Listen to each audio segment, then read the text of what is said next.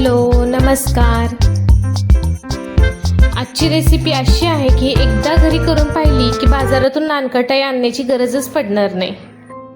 आज आपण बनवणार आहोत अगदी खुसखुशीत, मऊसर आणि तोंडात टाकताच विरघळणारी नानकटाई बिस्किट.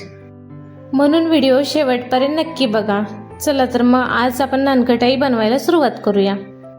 सगळ्यात आधी बघूया आपल्याला नानकटाईसाठी काय काय साहित्य लागणार आहे ते. मी घेतला आहे 2 कप मैदा, त्यामध्ये घेतला आहे अर्धा कप बेसन. आता नानकटाईला छान टेक्स्चर मिळावा म्हणून 4 टेबलस्पून बारीक रवा घेतला. गोडीसाठी 1 कप पिठी साखर आणि सगळ्यात महत्त्वाचं म्हणजे 1 कप तूप, यासोबत वेलची पूड, चिमूटभर बेकिंग सोडा, वरून सजावटीसाठी बदाम किंवा पिस्त्याचे तुकडे. साहित्य अगदी साधे आहे आणि बहुतेक सगळं आपल्या घरी सहज उपलब्ध असतं. आता एका मोठ्या बाउलमध्ये अर्धा कप तूप घेतला आहे, त्यामध्ये पिठी साखर घालते. आता हे दोन्ही चांगलं फेटून घ्यायचं आहे.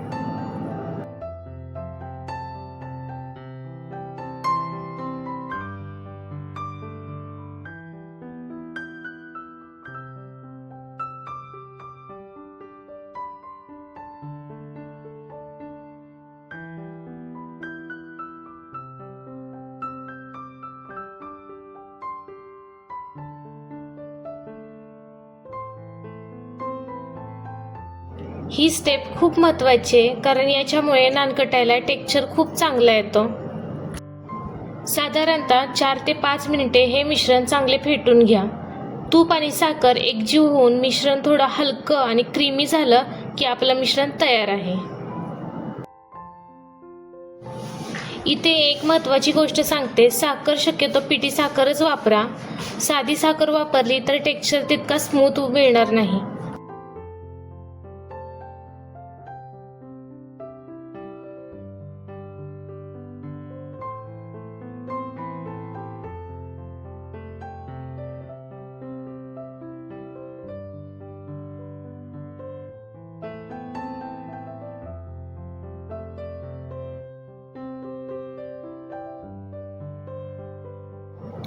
आता त्याच बाउलमध्ये मैदा घेतला आहे, त्यामध्ये बेसन, रवा, बेकिंग पावडर, अगदी चिमूटभर सोडा. आता यामध्ये वेलची पूड घालते.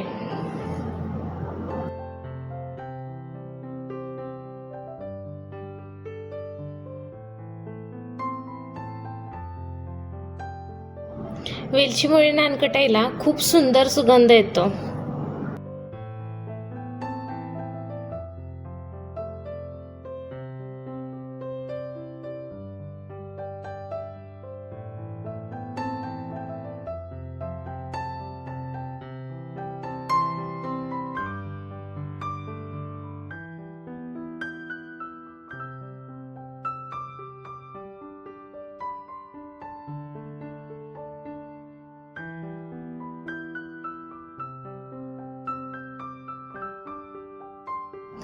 असं एकत्रित मिश्रण केल्यामुळे बेकिंग पावडर आणि बाकीचे इन्ग्रेडियंट व्यवस्थित मिसळले जातात.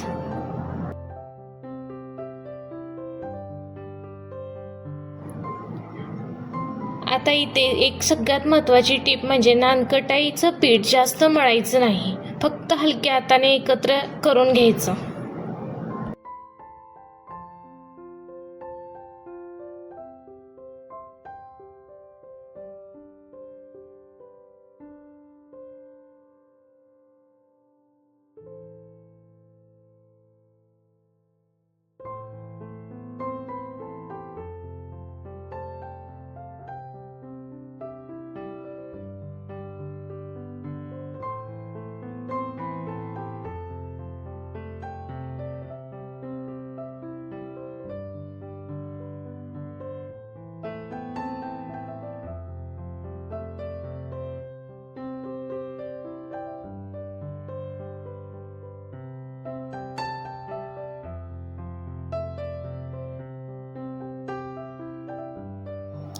आता हाताने छोटासा गोळा करून हलका दाब देऊन अशाच प्रकारे सगळ्या नानकटाई तयार करून घेत आहे.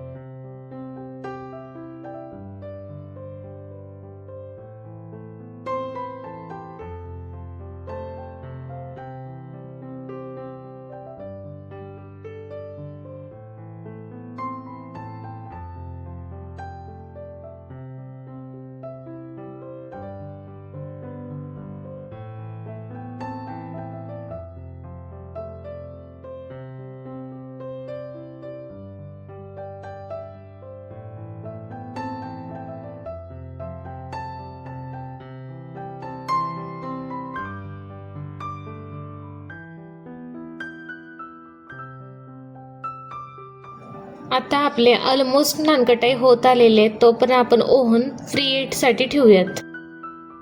आता मी ओव्हन 180 डिग्री सेल्सिअसला बेक मोडवरती 10 मिनिटासाठी सेट केलेलं आहे. आता आपली बिस्किट क्रॅक जायला नकोत म्हणून आपण बिस्किटांवरती हलक्या हलक्या रेषा देणार आहेत. तर मी काठी चमच्याच्या साहाय्याने असे लाईन्स दिलेले आहेत, क्रॉस केलेत.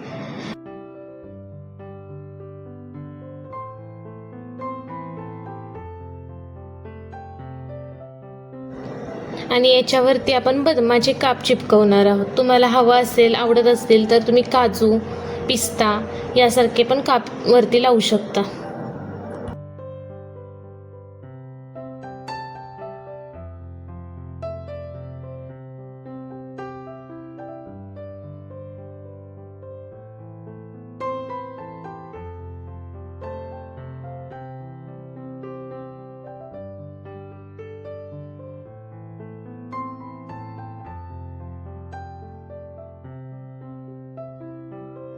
ओव्हन आधीच आपण 180 डिग्रीला प्रीहीट करून ठेवलेला आहे. आता नानकटाईचा ट्रे आतमध्ये ठेवू आणि साधारणतः 12 ते 15 मिनिट बेक करायची.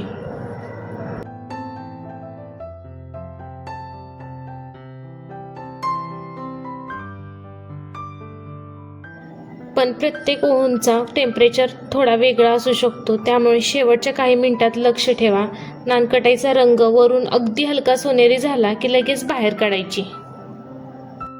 जास्त ब्राऊन करायची नाहीत. ज्यांच्याकडे ओव्हन नाही त्यांनी हे बिस्किट कढईमध्ये जरी बेक केले तरी चालू शकतात. कढईत पण बेक होतात.